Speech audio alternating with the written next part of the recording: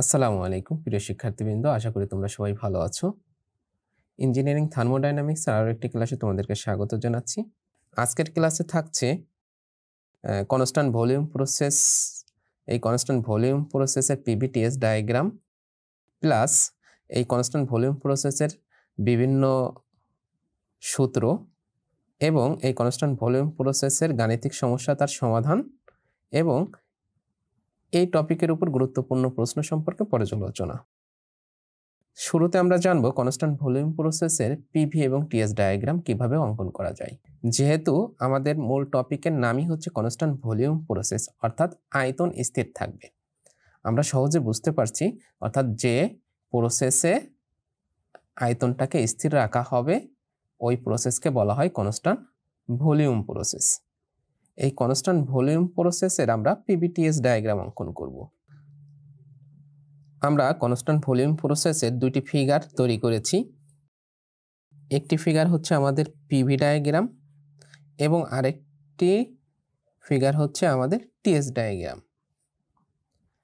এখন PV diagram অর্থ pressure এবং ভলিউমের রেখা, অর্থাৎ প্রেসার এবং ভলিউম অর্থাৎ চাপ এবং আয়তনের সম্পর্ক। আর টিএস ডায়াগ্রাম হচ্ছে তাপমাত্রা এবং এন্ট্রপির সম্পর্ক। এখন আমি শুরুতে আলোচনা করে নিই পিভি ডায়াগ্রাম থেকে আমরা সাধারণত কাজ বের করতে পারবো এবং টিএস ডায়াগ্রাম থেকে আমরা মোট তাপ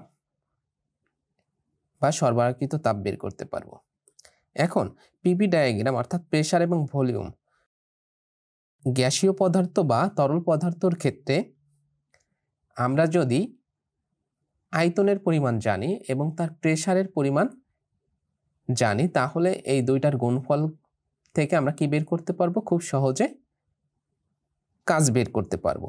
যেমন আয়তন যদি কনস্ট্যান্ট থাকে তাহলে কোনো কাজ হবে না, অর্থাৎ তরল পদার্থ হোক বা গ্যাসীয় পদার্থ হোক, কোনো তরল পদার্থ বা গ্যাসীয় পদার্থের ক্ষেত্রে আয়তন যদি কনস্ট্যান্ট থাকে, অর্থাৎ আয়তনের যদি কোনো পরিবর্তন না হয়, সেখানে কাজ কি? শূন্য।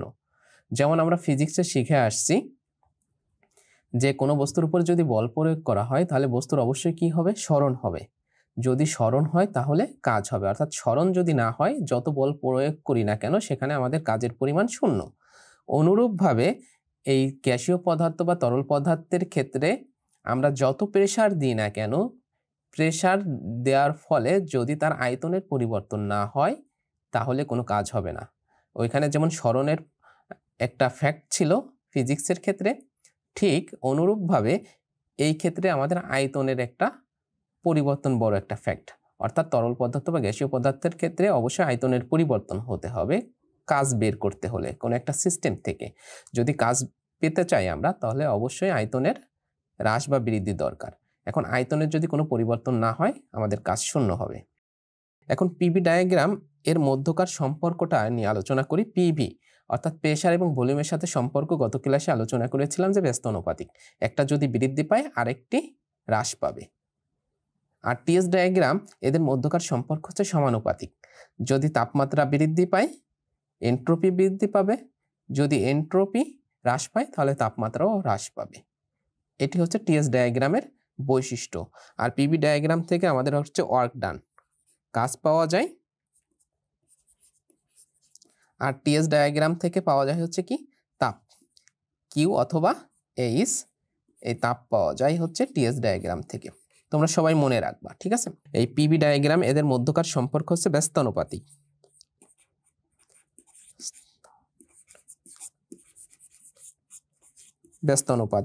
আর টিএস ডায়াগ্রামের এদের মধ্যকার সম্পর্ক হচ্ছে কি? সমানুপাতিক।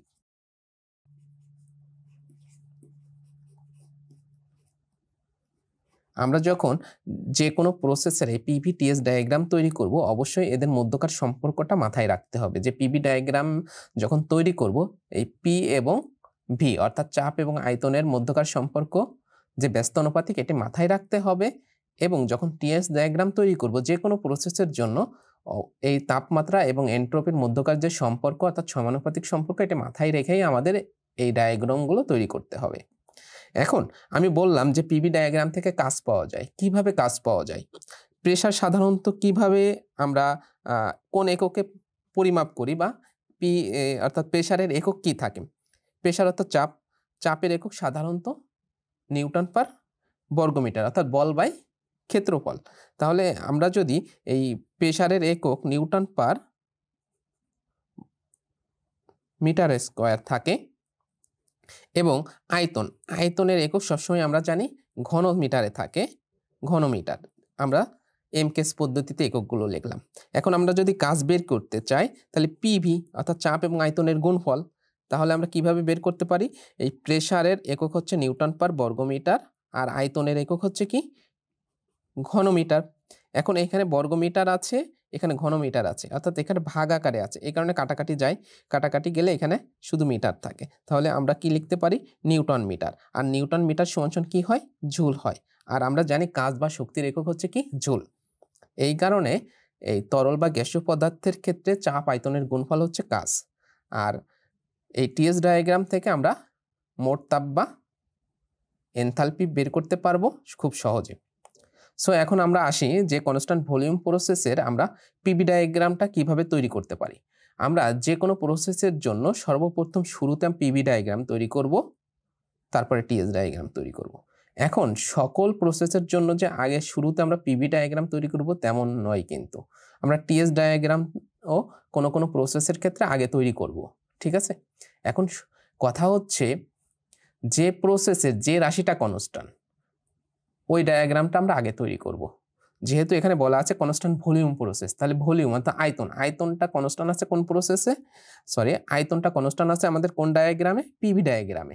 যার কারণে আমাদের এই প্রসেসের ক্ষেত্রে পিভি ডায়াগ্রামটা আগে তৈরি করব। আবার যদি থাকে প্রসেসটা কনস্ট্যান্ট টেম্পারেচার প্রসেস, সেই ক্ষেত্রে আমরা কোন ডায়াগ্রামটা আগে তৈরি করব? টিএস ডায়াগ্রামটা আগে তৈরি করব, কেননা ওইখানে তাপমাত্রাটা কনস্ট্যান্ট থাকবে। তোমরা সবাই মনে রাখবা যে প্রসেসের যে রাশির মানটা কনস্ট্যান্ট আগে আমরা ওই ডায়াগ্রামটা তৈরি করব। সো আমরা এই পিভি ডায়াগ্রামটা তৈরি করি। PV diagram constant volume process, তাহলে কনস্ট্যান্ট ভলিউম প্রসেসের জন্য আয়তনটাকে কনস্ট্যান্ট রাখার জন্য আমাদের একটি স্ট্রেট লাইন অর্থাৎ সরল রেখা তৈরি করতে হবে কোন অক্ষের সাপেক্ষে? ওয়াই অক্ষের সাপেক্ষে। আমরা একটা স্ট্রেট লাইন তৈরি করলাম ওয়াই অক্ষের সাপেক্ষে। এখন আমাদের এখানে একটা ইনিশিয়াল পয়েন্ট একটা ফাইনাল পয়েন্ট দিতে হবে। আমাদের হতে পারে আমি উপরের দিকে 1 নিচের দিকে 2 দিতে পারি, অথবা নিচের দিকে 1 উপরের দিকে 2 দিতে পারি, নো প্রবলেম। আমি যে কোনোভাবে দিতে পারি। আমি দিলাম যে নিচে 1 নাম্বার বিন্দু আর উপরটা হচ্ছে 2 নাম্বার বিন্দু, অর্থাৎ একটা ইনিশিয়াল পয়েন্ট একটা ফাইনাল পয়েন্ট দরকার। গতদিন আমরা আলোচনা করেছি যে একটা রাস্তা হতে হবে, আর রাস্তা হওয়ার জন্য সর্বনিম্ন কয়টা বিন্দু দরকার হয়? 2টা বিন্দু, একটা শুরু এবং একটা শেষ। আমরা এই 2টা বিন্দু যোগ করে দিয়েছি, একটা পথ তৈরি হয়েছে, মানে একটা প্রসেস তৈরি হয়েছে। এখন এই 1 নাম্বার পয়েন্টে আমরা কি পাবো? একটা প্রেসার পাবো, যে প্রেসার আমাদের থাকবে P1, এবং 2 নাম্বার পয়েন্টে আমরা আরেকটা প্রেসার পাবো, যে প্রেসারটা হচ্ছে আমাদের চূড়ান্ত প্রেসার P2। আর যেহেতু এখানে আমাদের আয়তনটা কনস্ট্যান্ট, যার কারণে আমরা এখানে লিখব কি? V1 = V2।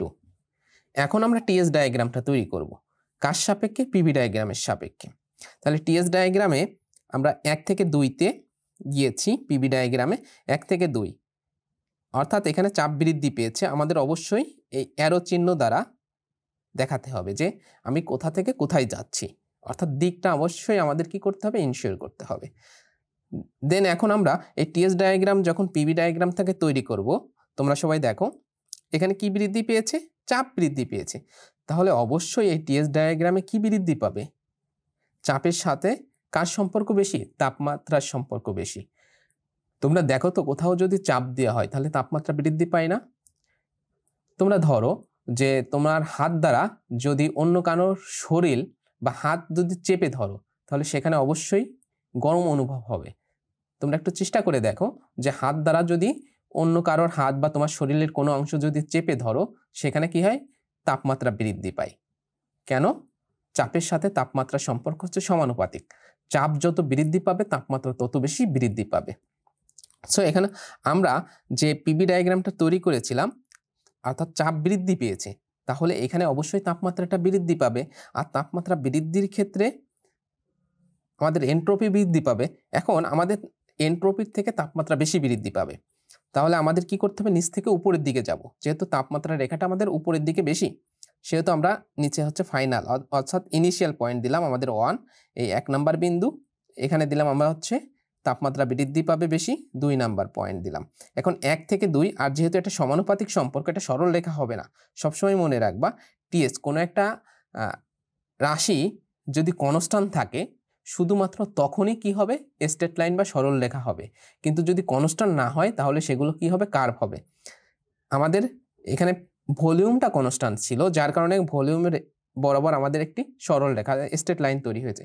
যেহেতু টিএস ডায়াগ্রাম এখানে কেউ কনস্ট্যান্ট না, অর্থাৎ চাপ আমাদের এনট্রপিও কনস্ট্যান্ট নয়, আবার তাপমাত্রাও কনস্ট্যান্ট নয়, যার কারণে আমাদের এটি কি হবে, কার্ভ হবে। তাহলে আমাদের এই কার্ভ আকৃতি দিতে হবে। আর কার্ভ আকৃতিতে অবশ্যই আমাদের ডিরেকশনটাও দিতে হবে। কেন?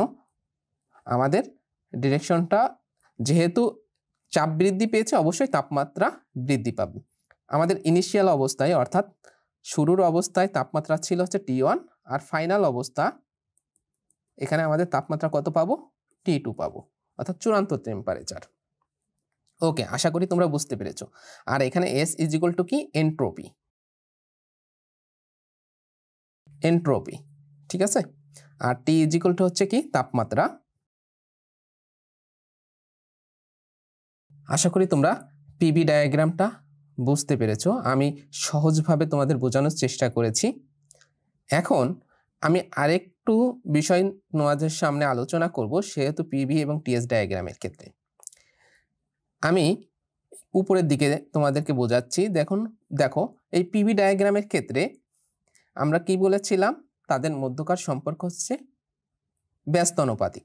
এই ব্যস্তানুপাতিকের ক্ষেত্রে কার্ভগুলো হবে কেমন, যদি কার্ভ হয় সেই কার্ভগুলো হবে যে কোনো একটা রেখা থেকে অপর রেখার দিকে।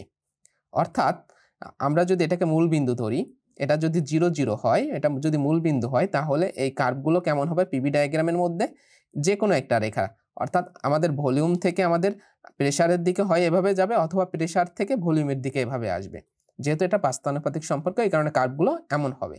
আর টিএস ডায়াগ্রামের ক্ষেত্রে দেখো, টিএস ডায়াগ্রাম যেহেতু এদের সম্পর্ক কি, সমানুপাতিক। এই সম্পর্কগুলো সমানুপাতিক হলে সবসময় মূল বিন্দু থেকে উপরের দিকে বা নিচের দিকে যাবে। আমরা যদি এটা মূল বিন্দু হয়, তাহলে এই কার্ভগুলো কেমন হবে, এই মূল বিন্দুর সাপেক্ষে, অর্থাৎ মূল বিন্দু যেদিকে যাচ্ছে এভাবে যদি আমি একটা রেখা তৈরি করি, এই রেখা যেভাবে যায় ঠিক কার্ভগুলো এমন যাবে। যেমন এখান থেকে আমাদের হয় এভাবে উপরের দিকে উঠবে, না হলে এভাবে যাবে, না হলে এভাবে যাবে। মোট কথা হচ্ছে কি, এই সমানুপাতিক, হয় উপরের দিকে যাবে, না হলে ওই জায়গা থেকে উপর থেকে নিচের দিকে ধাবিত হবে, কার সাপেক্ষে, মূল বিন্দুর দিকে। ঠিক আছে, তোমরা এতটুকু মনে রাখলেই হবে। সো এখন আমরা এই পিভিটিএস ডায়াগ্রাম থেকে কিছু সূত্র তৈরি করব কনস্ট্যান্ট ভলিউম প্রসেসের। সর্বপ্রথম যে সূত্রটা আমরা তৈরি করব সেটি হচ্ছে প্রেসার, ভলিউম এবং তাপমাত্রার মধ্যকার সম্পর্ক, পিভি ও টি এর মধ্যে সম্পর্ক। এই সম্পর্কটা আমরা তৈরি করি, পিভি ও টি এর মধ্যে সম্পর্ক। আমরা গত ক্লাসে আলোচনা করেছিলাম যে আদর্শ গ্যাসের বয়েল এবং চার্লসের সমন্বয় যে সূত্রটা ছিল, আমরা যে কোনো প্রসেসের ক্ষেত্রে এবং বয়েল এবং চার্লসের যে সমন্বয় সূত্রটা দেখে আসছি, ওই সূত্র থেকেই আমরা পিভিটির সম্পর্ক তৈরি করব। যেমন আমাদের সম্পর্কটা কেমন ছিল, P1 V1 ভাগ হচ্ছে T1 সমান সমান P2 V2 ভাগ T2। আমাদের এই সূত্রটা ছিল হচ্ছে বয়েল এবং চার্লসের সমন্বয় সূত্র। আমরা এটা গত ক্লাসে দেখে আসছি। এখন আমরা এই সম্পর্ক থেকেই এই পিভিটির সম্পর্ক তৈরি করব। এখন আমরা যেহেতু কনস্ট্যান্ট ভলিউম প্রসেস নিয়ে আলোচনা করেছি, এই কারণে V1 is equal two V2, যার কারণে আমরা কি করব, এই V1 is equal two V2 সমান সমান আমরা V প্রতীকটা বসাবো। তাহলে P1 V ভাগ হচ্ছে কি T1 সমান সমান P2 V ভাগ হচ্ছে কি T2। যেহেতু এটাও V এটাও V, কাটাকাটি যায়, তাহলে আমাদের থাকে কি P1 বাই T1 সমান সমান P2 বাই T2। আমরা এই সূত্র দ্বারা এই কনস্ট্যান্ট ভলিউম প্রসেসের ম্যাথগুলো সমাধান করতে পারবো। কেমন, আমাদের যদি প্রেসার, অর্থাৎ দুইটা প্রেসার এবং দুইটা টেম্পারেচার, আমাদের যে কোনো তিনটা রাশির মান, এখানে হচ্ছে প্রেসার শুরুর অবস্থা, প্রেসার ফাইনাল অবস্থা, তাপমাত্রা শুরুর অবস্থা, তাপমাত্রা চূড়ান্ত অবস্থা, এই চারটা রাশির যে কোনো তিনটা রাশি যদি দেওয়া থাকে, তাহলে আমরা বাকি আরেকটি রাশি খুব সহজে বের করতে পারবো। অর্থাৎ আমাদের কোনো এক সময় তাপমাত্রা দেখা যাচ্ছে কোনো একটা থাকবে না, হয় শুরুর তাপমাত্রা জানা থাকবে না, না হলে শেষের তাপমাত্রা জানা থাকবে না। আমরা এই সম্পর্কর এই সূত্রটা অ্যাপ্লাই করে এই কনস্ট্যান্ট ভলিউম প্রসেসের বাকি যে রাশিটা আমরা জানি না ওই রাশিটার মান বের করব। সেটা হতে পারে P1, হতে পারে P2, হতে পারে T1, হতে পারে T2। তোমরা সবাই স্মরণ রাখো। সো আমরা 2 নাম্বার যে সূত্রটা তৈরি করব সেটি হচ্ছে কাজ, W ইকুয়াল টু কি কাজ। আর কাজের সূত্র আমরা সবাই জানি, যেহেতু এটা কনস্ট্যান্ট ভলিউম প্রসেস, যেহেতু আয়তনের কোনো পরিবর্তন হয়নি, যার কারণে এখানে কি কাজ শূন্য। কনস্ট্যান্ট প্রেসার প্রসেসে কি কাজ শূন্য। দেন আমরা 3 নম্বর যে সূত্রটা তৈরি করব সেই সূত্রটি হচ্ছে আমাদের মোট তাপ বা এনথালপি, সরবরাহকৃত তাপ H।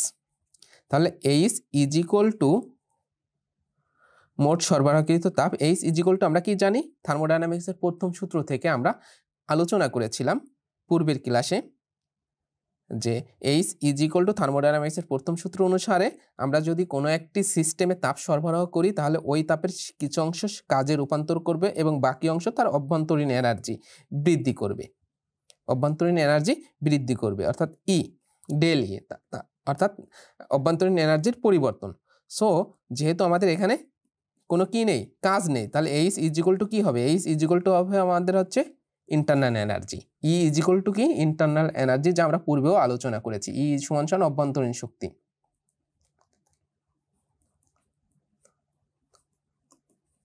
অভ্যন্তরীণ শক্তি, অভ্যন্তরীণ শক্তি। সো এই ই, আর যেহেতু আমরা কনস্ট্যান্ট ভলিউম প্রসেস নিয়ে আলোচনা করছি, তাহলে ই ইজ ইকুয়াল টু অভ্যন্তরীণ শক্তি। আর অভ্যন্তরীণ শক্তির জন্য আমরা সূত্র কি জানি, আমাদের মূল সূত্র H ইজ ইকুয়াল টু জানি হচ্ছে ms ডেল টি। সবসময় মনে রাখতে হবে যে তাপ বের করার জন্য সূত্র কি ms ডেল টি। এমটা হচ্ছে বস্তুর ভর আর এসটা হচ্ছে আপেক্ষিক তাপ। যেহেতু এখানে constant volume process, constant volume প্রসেসের ক্ষেত্রে আপেক্ষিক তাপ কি সিভি, আর যদি কনস্ট্যান্ট প্রেসার হয় সেই ক্ষেত্রে আপেক্ষিক তাপ হচ্ছে কি সিপি।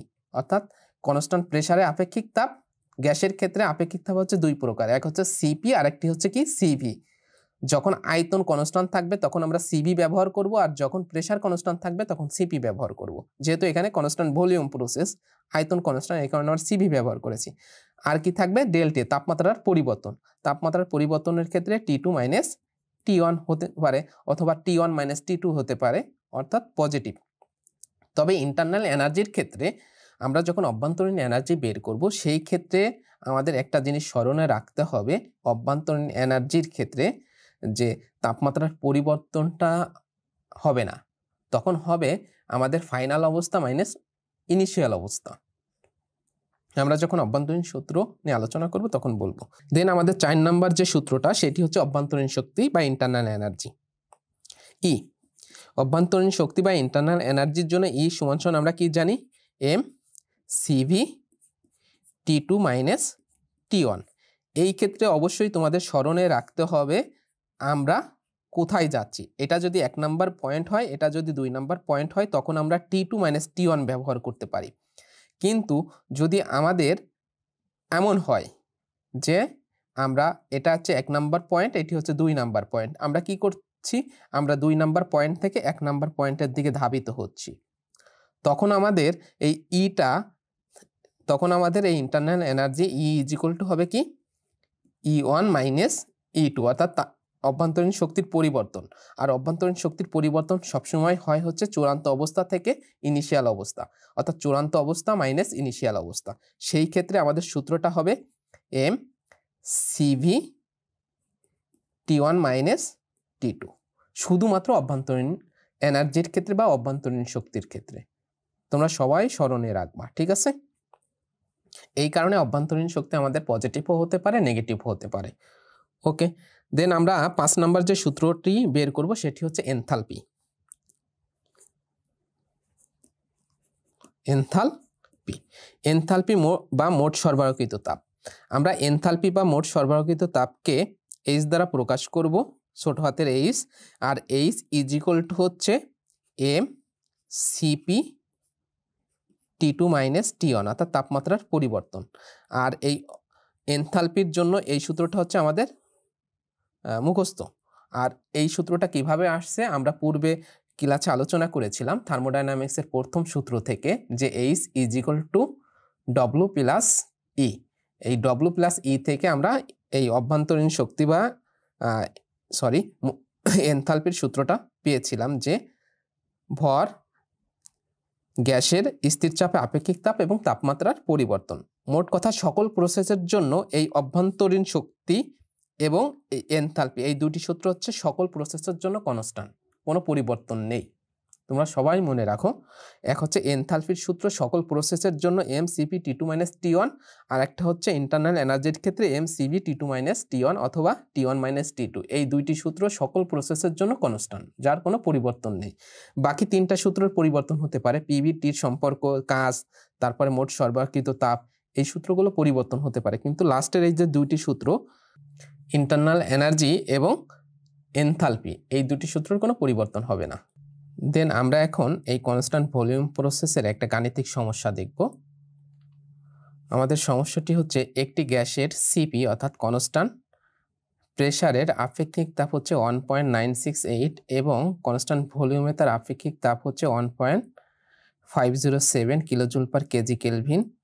একটি 0.3 মিটার কিউব ধারণ ক্ষমতার স্থির আয়তনের চেম্বার।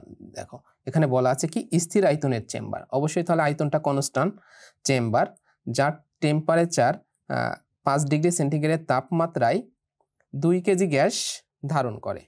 তাহলে আমাদের কত টেম্পারেচারে? 5 ডিগ্রি সেন্টিগ্রেড টেম্পারেচারে 2 কিলোগ্রাম গ্যাস ধারণ করে। গ্যাসটিতে তাপ প্রয়োগ করে তার তাপমাত্রা 100 ডিগ্রি সেন্টিগ্রেডে উঠানো হলো। কৃত কাজ, তাপ, অভ্যন্তরীণ শক্তি এবং এনথালপি বের করো। তাহলে আমরা যে 5টা সূত্র নিয়ে আলোচনা করেছি এর মধ্য থেকে 4টা সূত্রই আমাদের অ্যান্সার বের করতে হবে। কৃত কাজ, তাপ, অভ্যন্তরীণ শক্তি এবং এনথালপি। সো আমরা আগে লিখব কি গিভেন ডাটা, যে আমাদের ডাটাগুলো দেওয়া আছে। গিভেন আমাদের দেওয়া আছে কি সিপি সমান দেওয়া আছে 1.968 কিলোজুল পার কেজি কেলভিন। তারপরে দেওয়া আছে সিভি সমান 1.507 কিলোজুল পার কেজি কেলভিন এবং দেওয়া আছে তার আয়তন V1 = কি V2, অর্থাৎ যেহেতু কনস্ট্যান্ট আয়তন এই কারণে, অর্থাৎ V1 = V2 সমান আমাদের দেওয়া আছে 0.3 মিটার কিউব এবং তাপমাত্রা দেওয়া আছে T1 সমান হচ্ছে 5 ডিগ্রি সেন্টিগ্রেড, যাকে আমাদের কি করতে হবে কেলভিনে নিয়ে যেতে হবে। অর্থাৎ তাপমাত্রা যদি আমাদের সেন্টিগ্রেডে থাকে তাকে কেলভিন স্কেলে নিয়ে যাব। তাহলে কি করতে হবে 5-এর সাথে আমাদের 273 যোগ করতে হবে। তাহলে 273 + 5 হচ্ছে আমাদের 278 কেলভিন এবং T2 আমাদের দেওয়া আছে হচ্ছে 100 ডিগ্রি সেন্টিগ্রেড। তাহলে 100 + 273 সমান কত? 373 কেলভিন এবং আমাদের ভর দেওয়া আছে হচ্ছে 2 কেজি। ওকে, আমাদের বের করতে হবে হচ্ছে 4টি জিনিস। প্রথমে হচ্ছে কাজ ডব্লু, তারপরে হচ্ছে তাপ বড় হাতের এইচ, তারপরে বের করতে হবে অভ্যন্তরীণ শক্তি ই এবং তারপরে বের করতে হবে এইচ ছোট হাতের এইচ বা এনথালপি। সো আমরা এক এক করে বের করব। শুরুতে আমরা কাজ বের করি ডব্লু। তাহলে আমরা জানি কাজ = কি 0। উই নো আমরা কাজ 0 জানি। কেন জানি? যেহেতু কনস্ট্যান্ট ভলিউম প্রসেস, আর কনস্ট্যান্ট ভলিউম প্রসেসে কোনো কাজ পাওয়া যায় না, যার কারণে কাজ = 0। এটি হচ্ছে আমাদের অ্যান্সার। ওকে, দেন আমাদের বের করতে হবে মোট সরবরাহকৃত তাপ এইচ।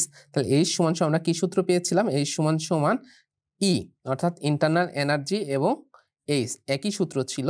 ই সমান এইচ = আমাদের সূত্রটা ছিল হচ্ছে mCv T2 - T1। এখন এখানে তাপমাত্রার পার্থক্যটা আমাদের বের করতে হবে, মানে তাপমাত্রার পার্থক্য। এখন কোথাও যদি আমাদের এরকম তাপমাত্রার পার্থক্য চাই বা পার্থক্য বসানোর প্রয়োজন হয়, সেক্ষেত্রে আমাদের এই সেন্টিগ্রেড স্কেলকে কেলভিন স্কেলে নেওয়ার প্রয়োজন হবে না। কেন প্রয়োজন হবে না? আমরা যদি এই কেলভিন স্কেলে তাপমাত্রার যদি পার্থক্য তৈরি করি, যেমন এই যে 373 থেকে যদি 278 আমরা বিয়োগ করি, তাহলে এখান থেকে আমাদের পাওয়া যাবে কত? তাদের বিয়োগফল কত হবে? 95, অর্থাৎ 95 কেলভিন হবে।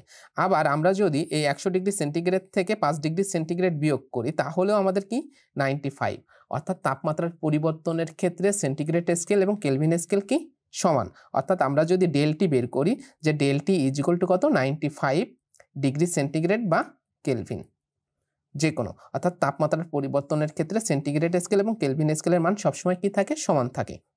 সো আমরা মানগুলো বসাই দিই। এম এর মান হচ্ছে 2 আর সিবির মান হচ্ছে 1.507 আর তাপমাত্রার পরিবর্তন হচ্ছে আমাদের কত 95 ইজ ইকুয়াল টু আমাদের এটার অ্যান্সার আসবে কত 286.33 এত কিলো জুল।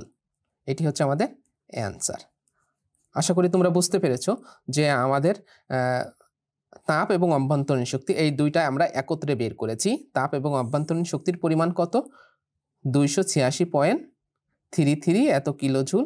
এটি হচ্ছে আমাদের তাপ এবং অভ্যন্তরীণ শক্তি। এখন আমরা বের করব হচ্ছে কি এনথালপি। তাহলে এনথালপির জন্য আমরা যে সূত্রটা তৈরি করেছিলাম সেই সূত্রটি কি ছিল, mCp T2 মাইনাস T1। তাহলে এম এর মান হচ্ছে 2 আর সিপির মান হচ্ছে 1.968 আর তাপমাত্রার পরিবর্তন হচ্ছে 95। সো এটাকে যদি আমরা ক্যালকুলেশন করি তাহলে আমাদের মান আসবে কত 373.92 এত কিলো জুল। এটি হচ্ছে আমাদের অ্যান্সার। ওকে, আশা করি তোমরা বুঝতে পেরেছো, খুব সহজ এই অঙ্কগুলো। এখন এই কনস্ট্যান্ট ভলিউম প্রসেসের যদি কোনো অঙ্ক থাকে আশা করি তোমরা যে কোনো অঙ্ক এই সূত্রগুলোর মাধ্যমে খুব সহজে সমাধান করতে পারবে। এখন আমরা আসি আমাদের আজকের এই টপিক অর্থাৎ কনস্ট্যান্ট ভলিউম প্রসেসের এই টপিক থেকে আমাদের সেমিস্টার ফাইনাল পরীক্ষা বা মিড পরীক্ষায় কেমন ধরনের কোশ্চেন হতে পারে। আমাদের এই কনস্ট্যান্ট ভলিউম প্রসেসের একটা ম্যাথ থাকতে পারে সংক্ষিপ্ত বা রচনামূলক আকারে, এবং আরেকটি বিষয় এখান থেকে থাকতে পারে সেটি হচ্ছে আমাদের কনস্ট্যান্ট ভলিউম প্রসেসের পিভি এবং টিএস ডায়াগ্রাম অঙ্কন করো। সো এখান থেকে এই দুইটি প্রশ্নই সব থেকে বেশি গুরুত্বপূর্ণ। আশা করি তোমরা এখান থেকে যদি কোনো প্রশ্ন আসে তোমরা অ্যান্সার করতে পারবে। সো আজকের ক্লাস এই পর্যন্তই। আগামী ক্লাসে আমরা এই অধ্যায়ের বাকি টপিক নিয়ে আলোচনা করব। সেই পর্যন্ত আল্লাহ তাআলা আমাদের সবাইকে সুস্থ ও সুন্দর রাখুক সেই প্রত্যাশায় আজকের ক্লাস এখানে শেষ করছি। আল্লাহ হাফেজ, আসসালামু আলাইকুম।